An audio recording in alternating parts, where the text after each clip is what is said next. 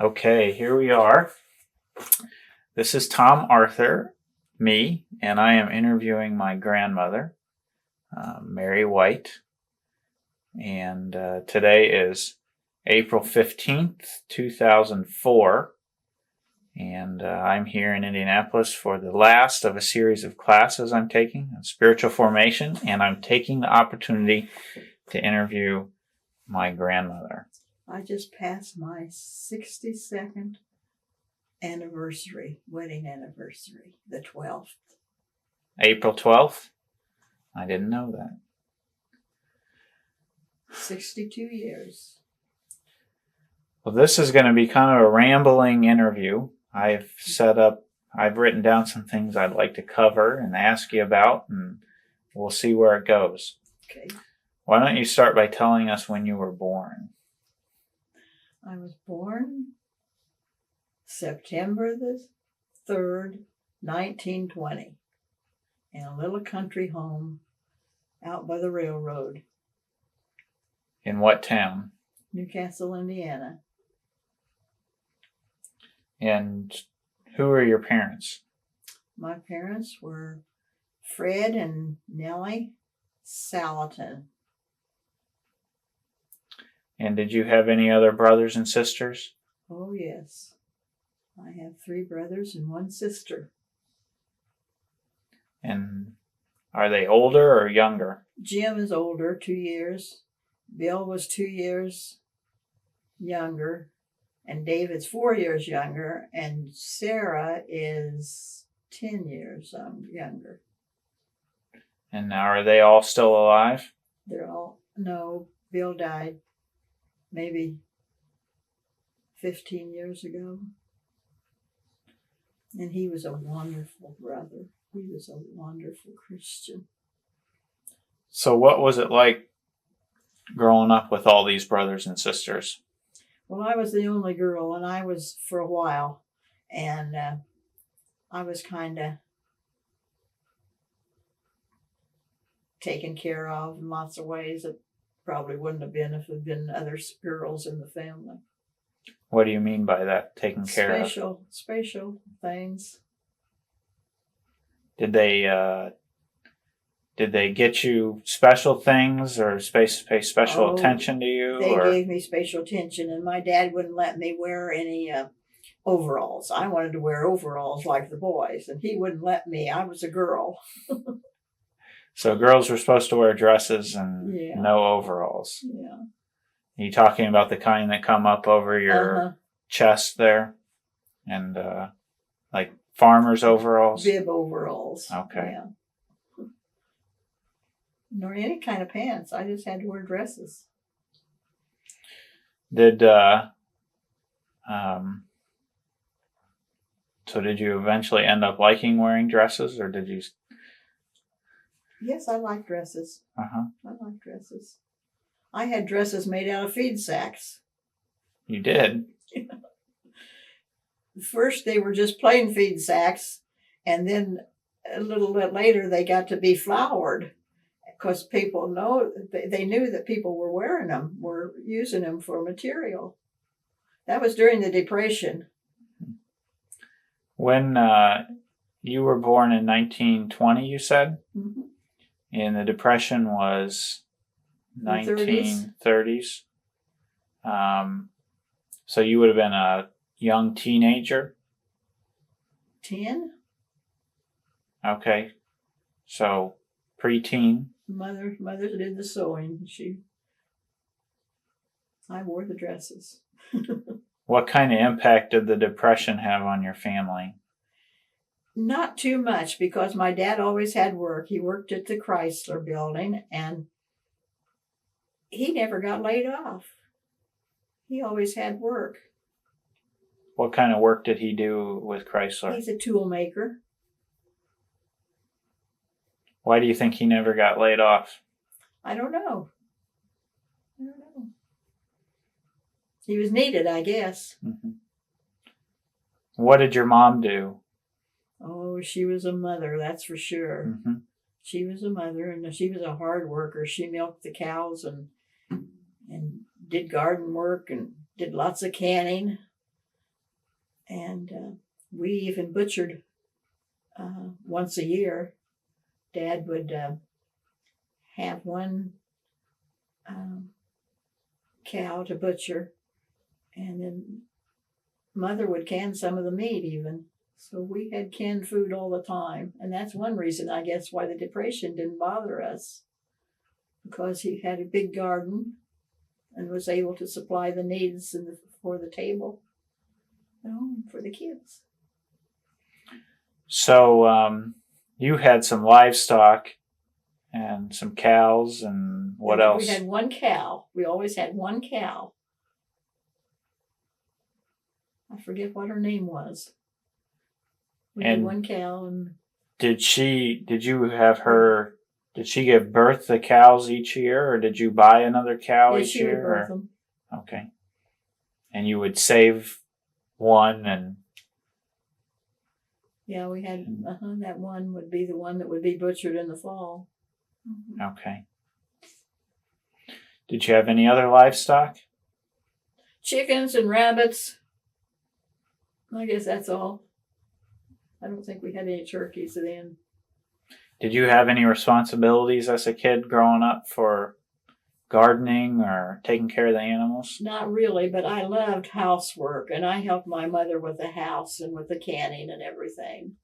And we would keep one of my grandmothers, Grandma Salatin, we kept her a month or so through the summer. And I slept with her. That's when I heard her quoting that scripture from Psalm 19:14.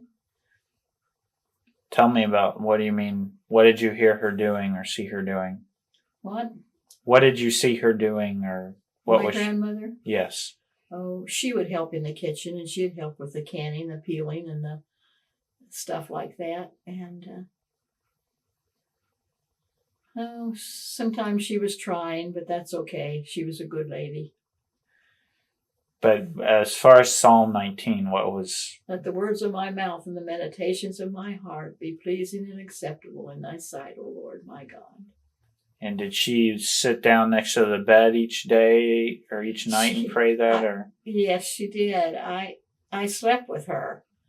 I slept with my sister, and then I don't know where my sister went. I guess to the couch when Grandma came, and she would sleep with me. And every night she kneeled beside her bed, and I could hear her whispering this scripture from Psalm 19:14. So what did you went to school then at some point, didn't you? Yes, we went to school. How old were you when you went to school? Well, I suppose I was 6. We lived in town then, and I went to school in town 3 years, and then when we moved out in the country, that's after Grandma left that country estate, we moved in, and then that's when my dad did so much gardening and the animals and so forth. But he was a real gardener, and he kept the boys spading and picking the goods and everything.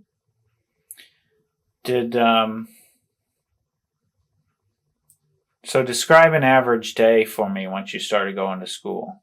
What time did you get up? How did you get to school? What did you do at school? When did you come home? What was it like after you got home? When did you go to bed?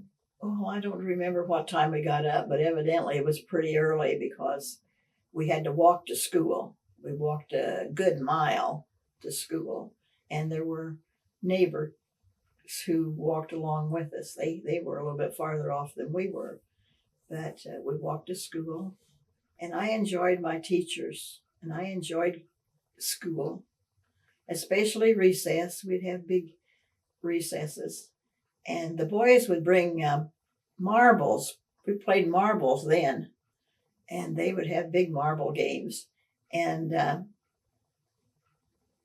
girls would get a few of the marbles.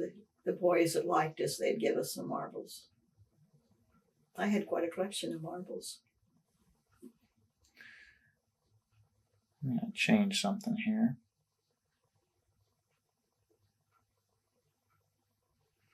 actually. And I'm gonna. So we've done a little adjustment here.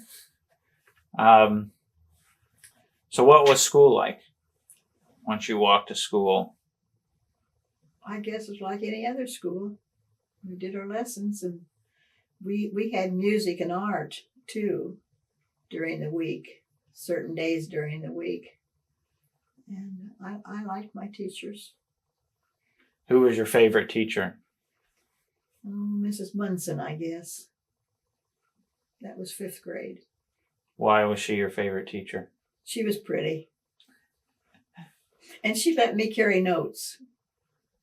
She'd write a note for another teacher or something, and I get to take it to her.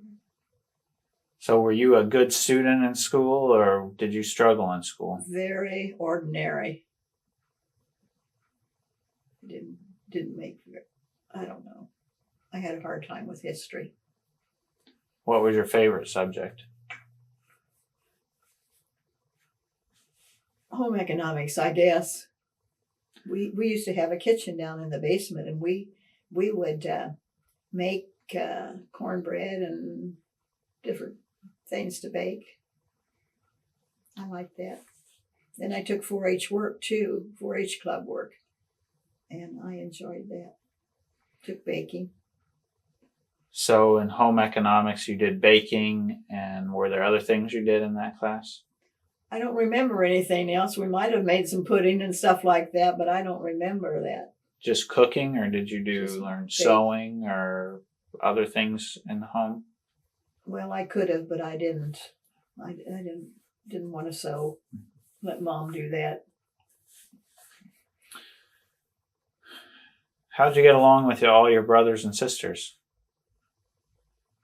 Oh, pretty well. I really looked forward to having that sister after I was 10 years old.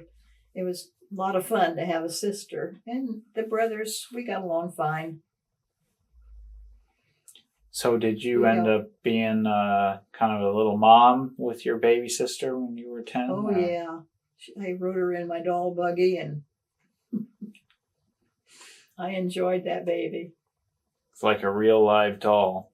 Mm-hmm. What's a story, a funny story that your family would tell about you or about your brothers and sisters or family growing up? I'd have to give that some thought. I don't know. A funny story. I'm sorry. We were too busy to have fun. Did you ever have any mishaps while you were taking care of the cows or chickens or? Had a horse stepped on my foot once. Uh-oh.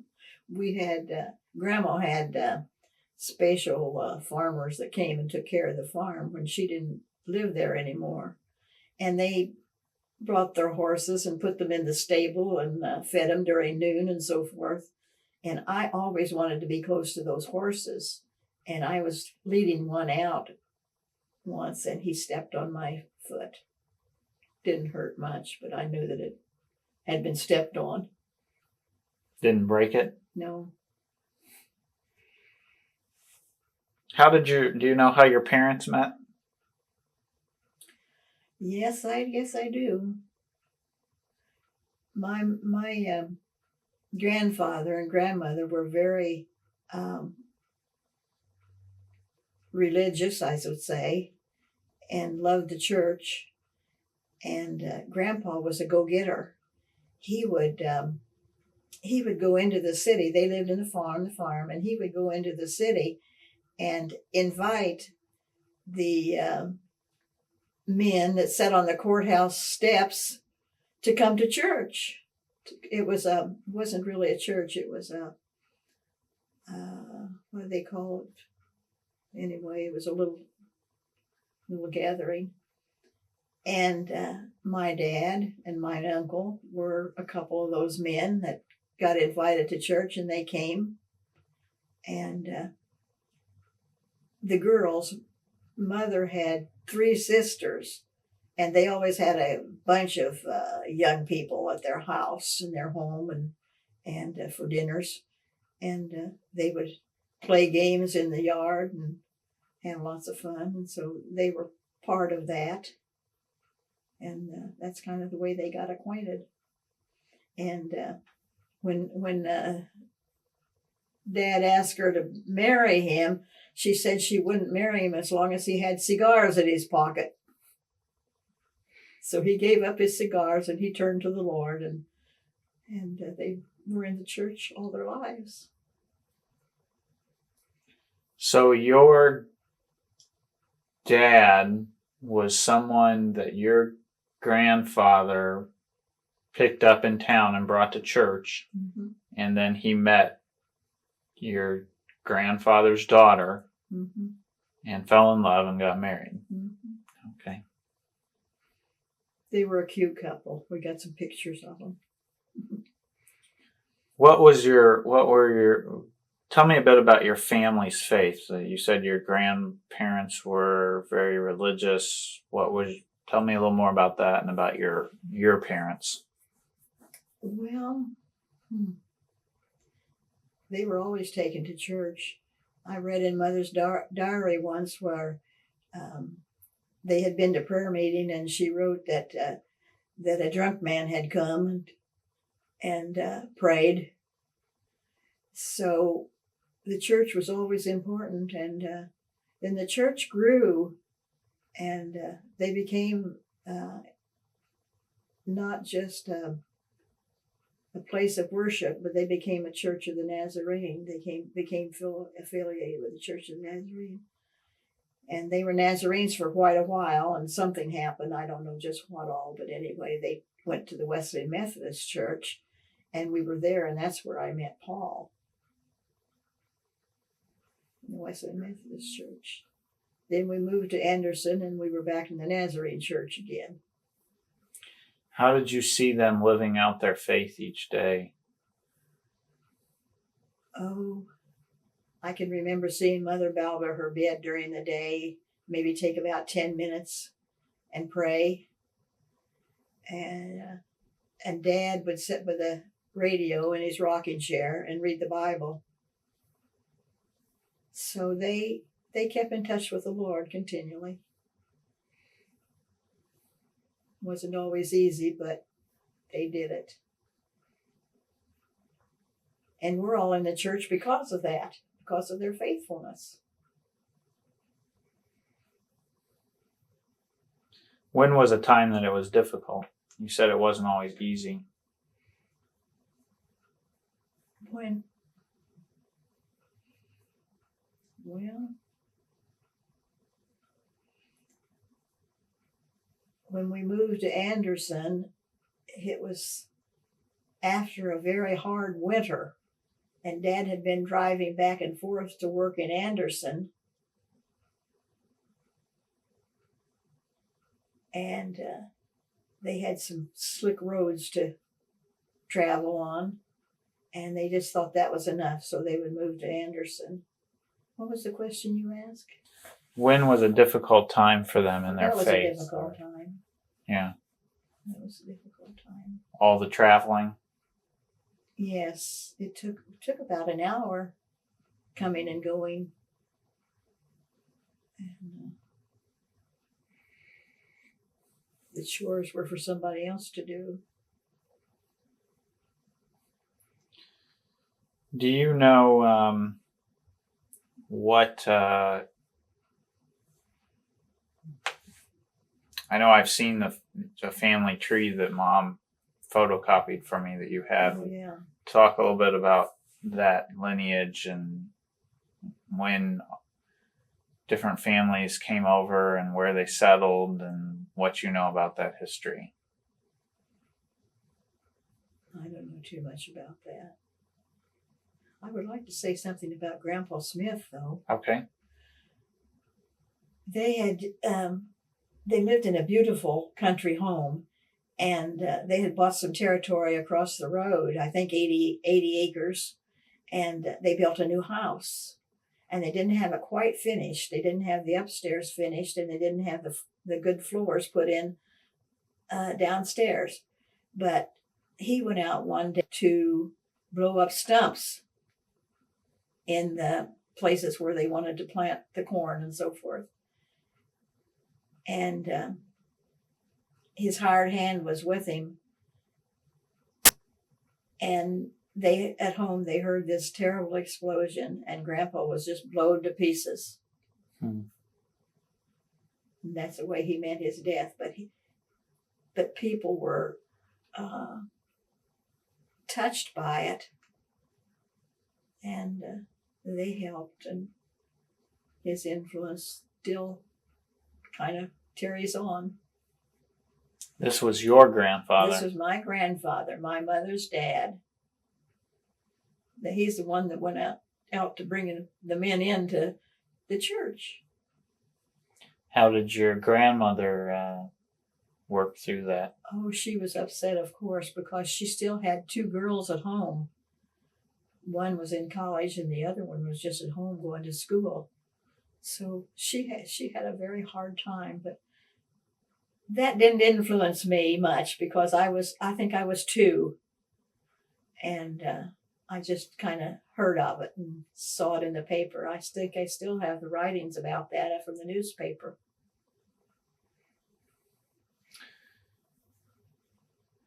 I forget where you were.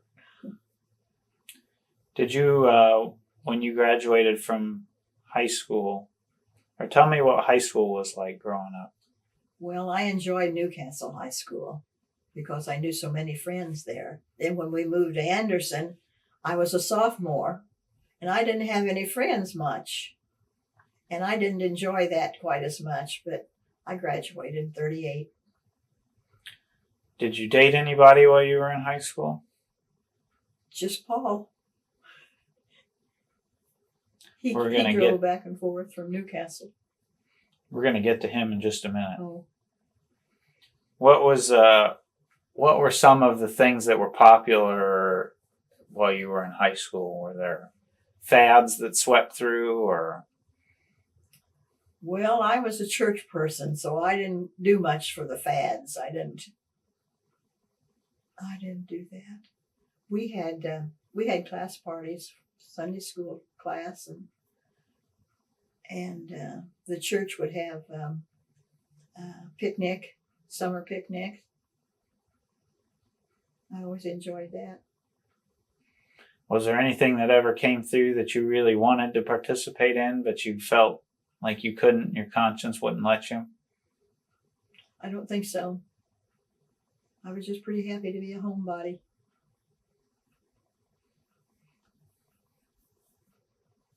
And I did go to ball games. What kind of ball games? Well, football I never did really understand, but I went to them. And the basketball was mainly. Did you enjoy that? Yep, I liked that. Did you go with your friends, or? Yeah. And did you go to college then? No. I started to take a Bible course from high school that they were giving, and then I got called to work, so I went to work. Tell me about this Bible course. I don't know much about it because I didn't go very far, but one of the teachers there, whose father was a minister, taught it, and we had a book about Jesus. And that was while you were in high school? After I graduated. After you graduated. I went back there. Did you have any dreams as you were growing up that you wanted to be or do this or have this kind of a husband or live in this kind of house? I don't think so, because I helped my mother in the house so much. I really liked housework. And when I wrote the theme in my senior year, we all had to write a theme about what we would like to do with our future. And I wrote about being a homemaker. And that's what I've been ever since. What does a homemaker mean for you? Well, taking care of the property, the home, and cooking and taking care of children and everything that's connected with the home. which is a lot of things. And what makes a good homemaker and what makes a bad homemaker? Well, one that doesn't like to take care of the house is bad. And a good house homemaker is one who loves and teaches the children to do right, keeps them in church. So homemaking has to do with raising your children in the faith Very as well. much, very much.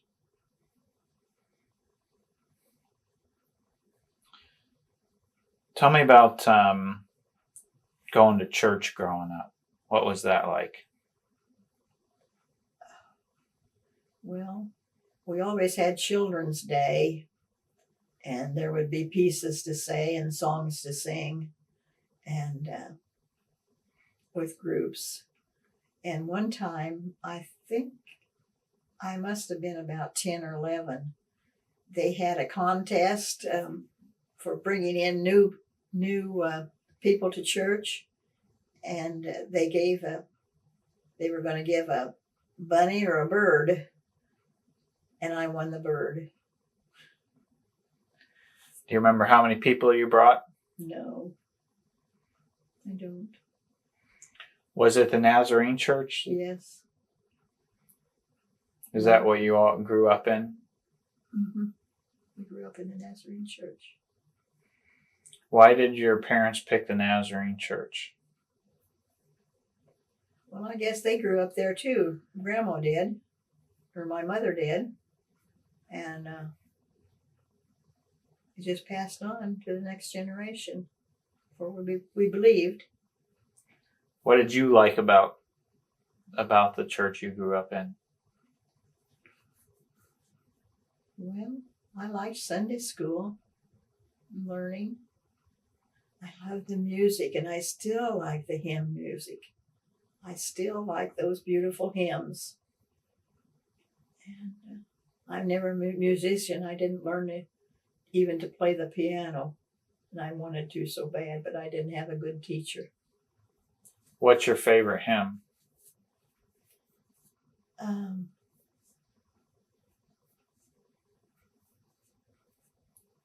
can't think of it now. Anyway, Amazing Grace is one, I guess.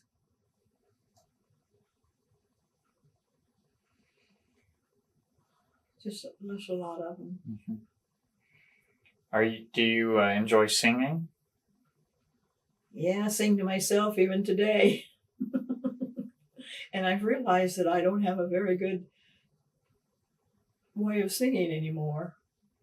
Even singing with the group at church, I can hear my voice sometimes, and it's not very much in tune. So you probably wouldn't like to sing a song for me, or sing a hymn. No. I would like to, but I can't. Okay. What was church like then once you got to be a teenager? Well, we just did things together as teenagers. We went places and did things together. Had our monthly meetings. What did they look like? And what did you do at your monthly meetings? Well, we played games and usually had some kind of devotions. And we had a lady who set up a prayer meeting for teenagers, and we went to that quite often for quite a while. She was a lovely lady. She loved us.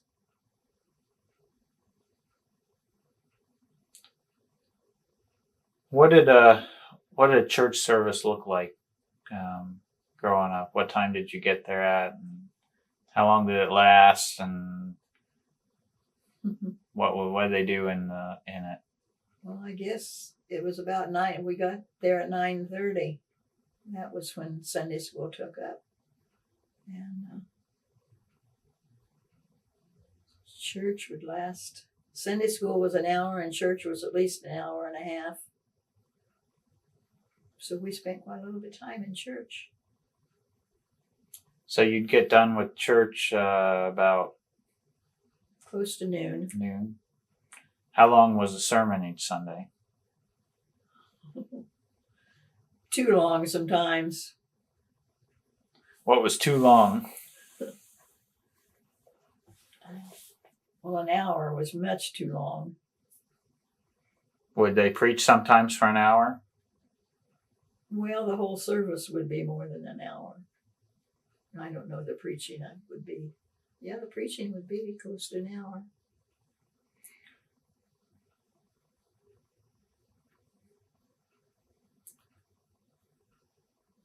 What did you have a favorite pastor growing up? Yes, I guess it was the pastor that married us because he was our pastor quite a while. Freddie Thomas. What did you like about him?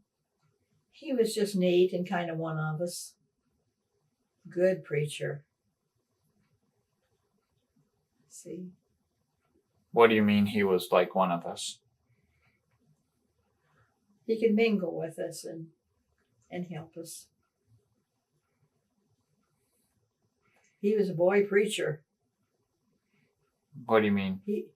He was preaching when he was about 7 and 8 years old, taking evangelistic services. So he was a good preacher. So you somewhere in this process in high school you met Grandpa. Tell me about how you met him. When we moved from the Nazarene church to the Wesleyan church, they were at the Wesleyan church, his parents. And it turned out to be that his parents and my parents were teenagers together. They had these fun times in the farmer's front yard. And then we just kind of got acquainted. Now, you made a switch to a Wesleyan church. Mhm. Why'd you make that switch? There was trouble in the Church of the Nazarene. Sad to say, there was trouble. What kind of trouble was that? Well, I was pretty young to even think about it, but I don't know. The pastor there wasn't good to everybody. He made his choices.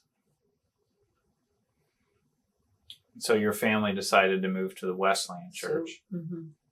Why did you choose the Wesleyan church? Do you know why they It chose was that? very much like the Nazarene church in doctrine and all. So you met Grandpa at this. Was there a moment when you remember meeting him, or an event, No, or we just kind of did the same things together. what did you think of him? When you remember what you thought of him the first time you saw him? I thought he wasn't very handsome. So how did he win you over? Oh, lots of ways. His parents loved me, and we went places together. They took me. I didn't get to go much with our big family, but I could go with them when they asked. And so we got acquainted that way. What about him was it that eventually that you were attracted to him about? Well, he wouldn't stay away from me.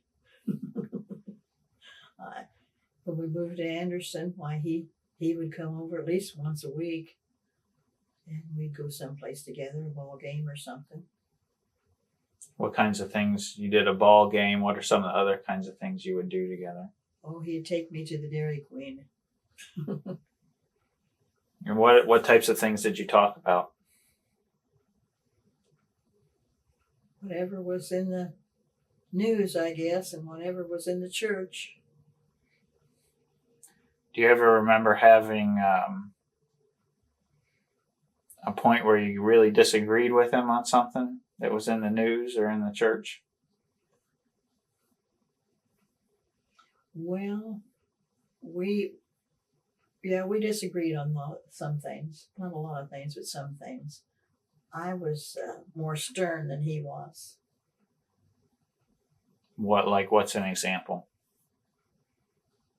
Quit asking me all these things that I've never thought of for so long. Are these hard questions? Sort of. Yeah. I don't know. I guess I shouldn't talk about that. Okay. Where was something that you really agreed on? Oh, we agreed on going to Sunday school and church and taking the children and helping them to grow up to love the Lord. And on parenting, I think we agreed. We agreed in parenting. Like on what kinds of things? Well, in keeping the children from the things that would be harmful and so forth.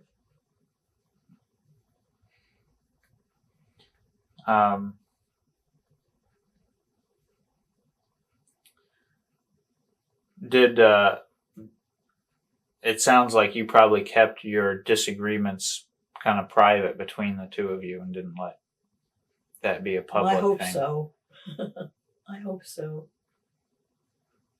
That's something that you... So I didn't want the children to realize there was difficulties. So tell me how did Grandpa propose to you? I guess he just proposed by keep coming and not staying away. He also he asked my dad though if he could marry me, and Dad turned around and said to me, "Will you take care of him?" Instead of him taking care of me, he asked me, "Will you take care of him?"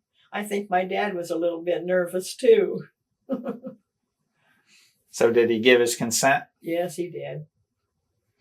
Now, was that something? Was that something that you did that was a formality, or was that required that he asked for your dad's consent? I think he thought it was required. He wanted to be asked, and so Paul did that. Now, tell me about. I know you didn't, because I asked you about an engagement ring at one point. You got something else. Tell me about that. When I graduated from high school, he gave me a beautiful Hamilton watch, and that was supposed to be an engagement present. Now, why didn't you get an engagement ring? Well, Nazarenes weren't wearing rings. In fact, I almost had to beg to get a wedding ring because Dad didn't want me to have a wedding ring. Mother didn't need a wedding ring. She had 5 children. That was a sign she was married. So you had to beg to get a wedding ring? I didn't beg. We just did it. Oh, okay.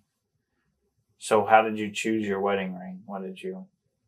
Oh, we went to Fortville to a jeweler, and we looked at them and chose. Now, why didn't Nazarenes wear rings? Well, they were supposed to be plain people. So a wedding ring was that considered vanity, or? I suppose. I don't know. It was just my generation that started wearing the rings. So before your generation, your parents and grandparents didn't wear wedding rings? Or... No, but along the way, some of them chose a wedding ring to wear. Sarah's grandpa doesn't wear a wedding ring.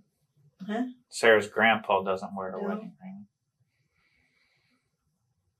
Paul wore a wedding ring for a while, but it interfered with his work. He was afraid he would hurt his finger with that ring on. Tell me about your wedding day.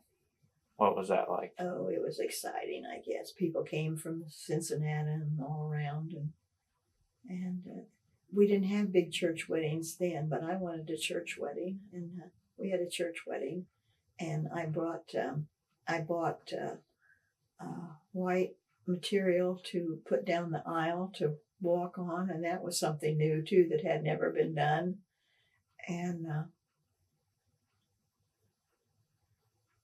Reverend Freddie Thomas was the minister, and it was at Easter time, and there weren't many flowers or palms that could be rented for decorations, but they put other green material around the altar. And we did have candles and just a regular ceremony. And when he said, "You may kiss the bride," he kissed me, and then he said, "I made it smack." He made a little too much noise. Yeah, it embarrassed him. So you said they didn't do big church weddings. What did you mean? What did the weddings look like before Well, that? they would be married at home in front of a fireplace or something like that. Why did they do that? I suppose it was more convenient and cheaper. I don't know. It was just the trend. So not many people at the wedding. There were a lot of people at my wedding. But before that, Well, no, whatever could get into a home. why did you choose not to have a wedding at home? I just wanted a church wedding. I wanted a lot of people to come. I had a lot of friends. We had a lot of friends. And people seemed interested in us, and that was good, you know.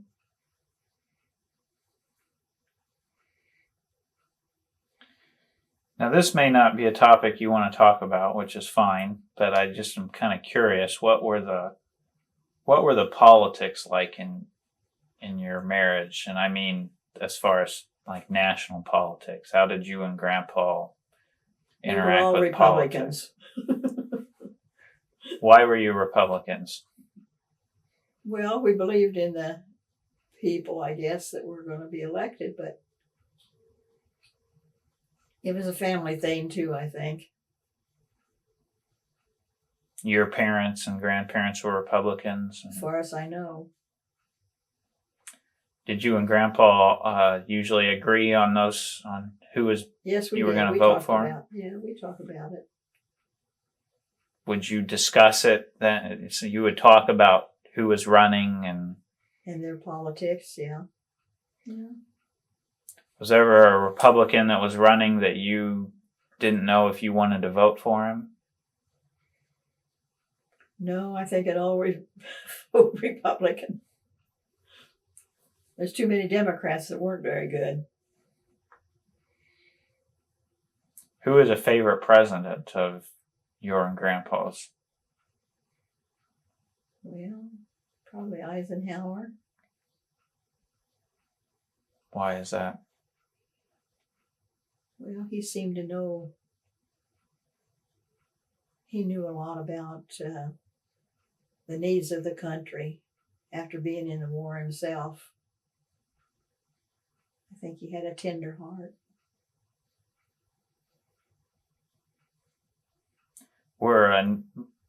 Were politics mixed in with church and the Nazarene Church? No, No. no. We might, as individuals, talk, but nothing from the pulpit. So it wasn't a general push within the Nazarene Church for certain I don't think so. political parties or issues or. Not that I know of. So then you started to have children. Tell me about your kids. Well, it was exciting when we found out we were going to have a baby. And the trouble is, the war was in action then. Not in America, but in the other parts of the world, in Europe. And What year did you get married? 1941. And the day? Just past April the 12th. April the 12th, 1941. Mm-hmm. So Europe was in the middle of World War II. Yeah. And then it was when Japan hit the Philippines That- Hawaii. December 7th, Mm-hmm. 1940. December the 7th, after we were married in 41. Same year. Okay. Pearl Harbor. Mm-hmm. Well, tell me a little bit about how did that impact you and the people you saw around you? Well, Paul was working at Diamond Chain. He went to IU a couple years, and he went to Ball State about a year. I think he finished a year, and then he didn't want to go to college. His dad wanted him to be a dentist, and he didn't want to do that. However, he did go to medical school for a while, and then he got work, and he was anxious to get married. And when he got work, then he could get married. And we lived in a little apartment over the double garage, the property of Mom and Dad. It was nice.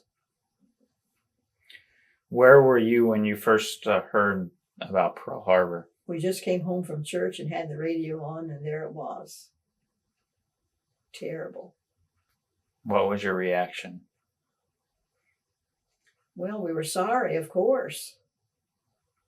But we knew that something had to be done to the Japanese. So everything where Paul worked was turned to the ambition. They did the ammunition and all that kind of stuff.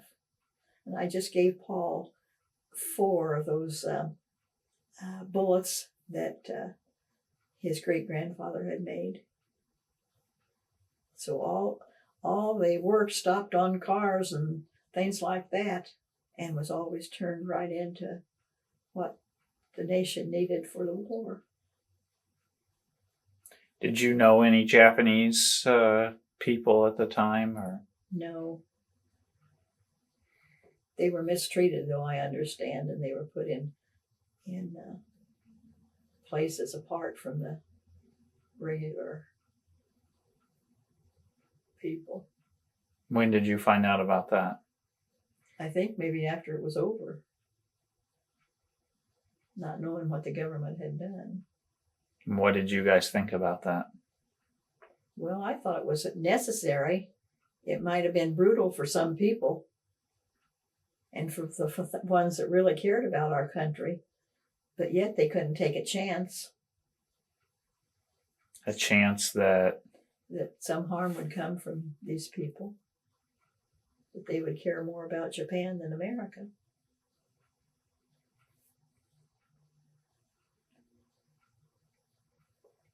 what was the community's reaction that you saw at that time? About the war? Yeah. Oh, they were all in favor of doing something about it. And so people enlisted and went, and then they had to enlist. And Paul, my husband, was taken from Newcastle because that was his home then, and there weren't as many people to I don't know how to say that, taken into the service in Newcastle as Anderson. So he had to enlist, and instead of going to the Army, he went to the Navy. And I can remember seeing him being installed on the steps of the post office here in Indianapolis. So then he was in the Navy. So did he leave you for some time then? We still had our apartment, and he was sent to Peru, Indiana, for the airplanes there, to work on the airplanes. And so that was close enough home that he could come home on the weekends. So he came home most weekends, and not only by himself, but as many as he could get in the car that wanted to come, because there was a bunch of them that wanted to come home on the weekends. How long did that go on for? I think he was there. I think he was there over 2 years. And he was basically an airplane mechanic. Uh-huh. Yes, it was. Worked on airplanes. So that was 1941 that you were married, and he was then In 40 enlisted for about 2 years and worked in Peru. Well, he didn't have to go right away because he was valuable to Dame and Chain in the things that they were doing. So they kept him out for a while. I don't know how long, but for a while. And then he went to Peru, Indiana, and that's Till still the a place. till the end of the war. No. From there, he went to Virginia, and I went there and was with him for a few weeks. And then he was sent to Florida, and I went there and stayed almost a year with him, and then he was going to be sent away, and then the war was over. So he didn't have to leave the United States. Some of his buddies did, though. So what was that like for you being at home and him not being here? Well, I went to Okay. Florida. I lived in Florida with him, and I also went to Virginia and stayed about 3 weeks. Besides that, well, he was in Peru, Indiana Mm-hmm. for about 2 years, you said. What was that And- like for you as a newly... Well, I worked at my same job at Guide Lamp, and we were making lamps for cars and for vehicles that were used in the war. So I worked about 3 years after we were married. And that was... Did you work then for the rest of your life, or was that just part of the No. war effort? No, that was just until we had a baby when we had John Paul. And when did you have John Paul? After I came home from Virginia, and then we took him with us when I went to Florida, and we lived there So you had been married for 3 years. 3 years before you had your first child. Mm-hmm. Before we get on to kids, I'm wondering, sort of jumping into the present. The September 11th and the attack on the World Trade Centers has often been compared to Pearl Harbor, and I'm wondering at what you see as some of the similarities and the differences between those two days. Well, 9/11 was much closer to us than that in Hawaii, but I think people kind of felt the same. Do something about it. And that's what the president's getting criticized for.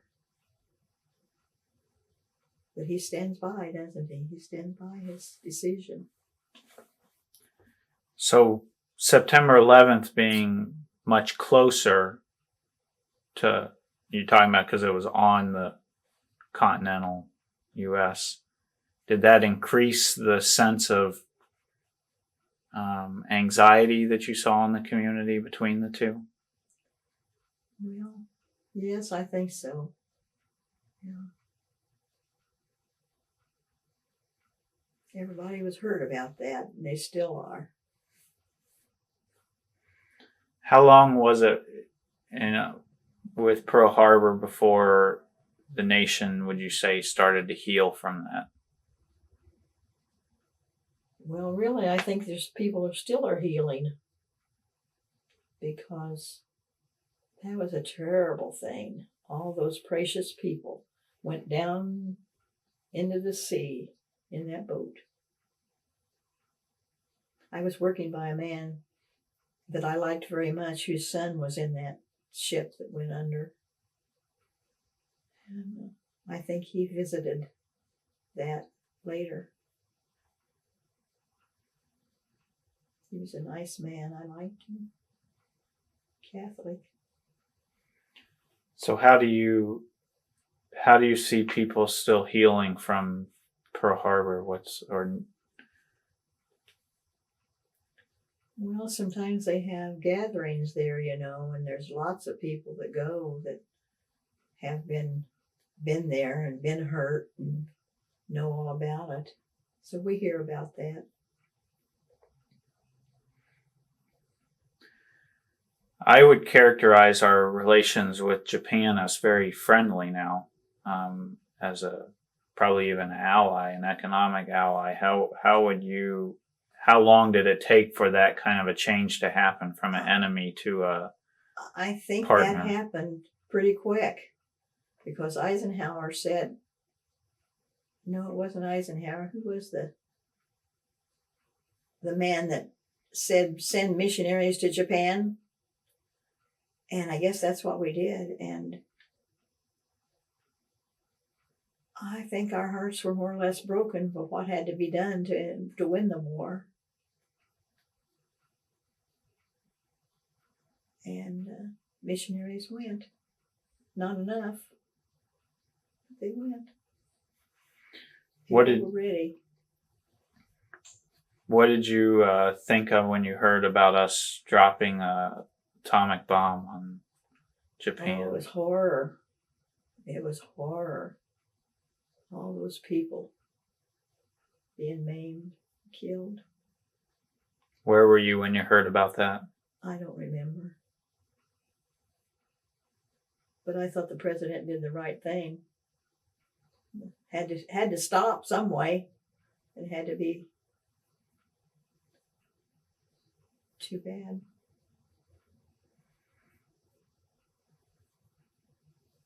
It was President Truman that let the bomb be dropped. He was ready to get things done.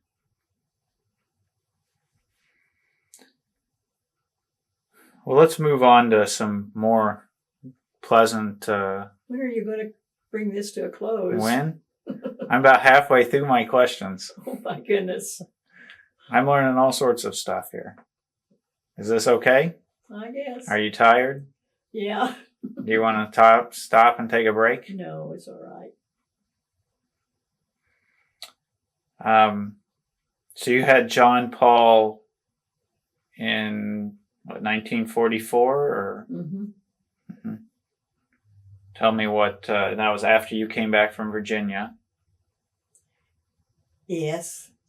And then Judy was born a year and a half later, and she was eight days old when he came back from the Navy, when he was discharged. Then we had to find a place to live, to be a family. And where'd you find that place? Well, our parents were good to take care of us for a while. And actually, we found this house right here.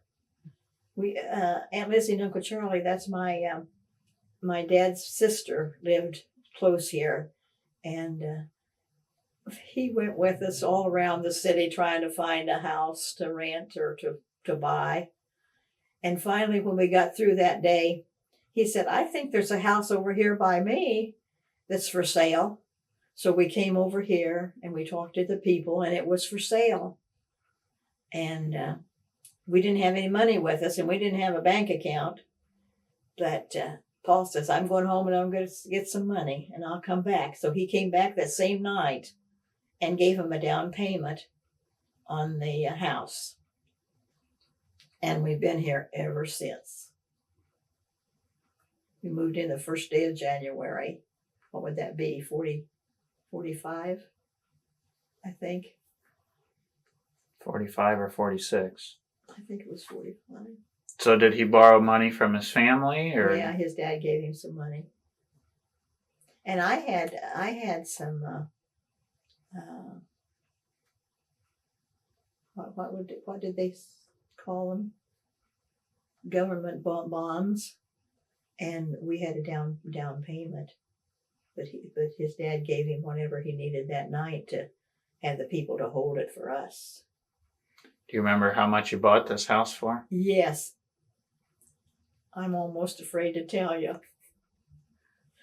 The new windows that we had put in cost as much as the house did. $7,000. It's appreciated a lot since then. Depreciated? It's appreciated. Appreciated. Oh yes. Yeah. I guess it's worth 50,000 or so now. Maybe more. I don't know. Probably more. Anyway, we were the only two houses on the street. What was it like around in the neighborhood?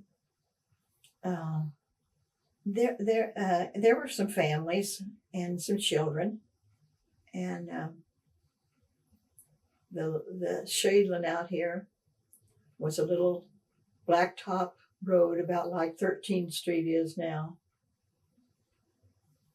and there were horses behind us, and there were cornfields across the road, and the street was a T at 10th. Couldn't go any farther.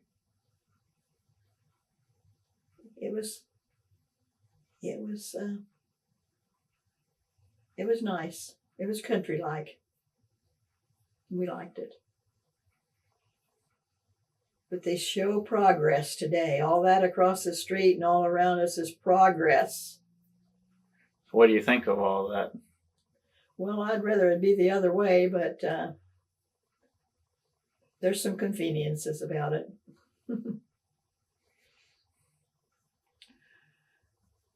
So, I know that at a certain point you lost John Paul. Yes, we did. Tell me about that. 1951. He was a precious child. Oh, how we loved him. He was so good. And your sister, your mother, really loved him. And they didn't go any place without each other. And lots of times we'd see them going across the yard or someplace holding hands. They were just that close to each other because they were only a little over a year apart. Anyway, he was sick. We didn't know what was wrong. He carried his head sideways, and when they found out there was a disease in the spine and his neck,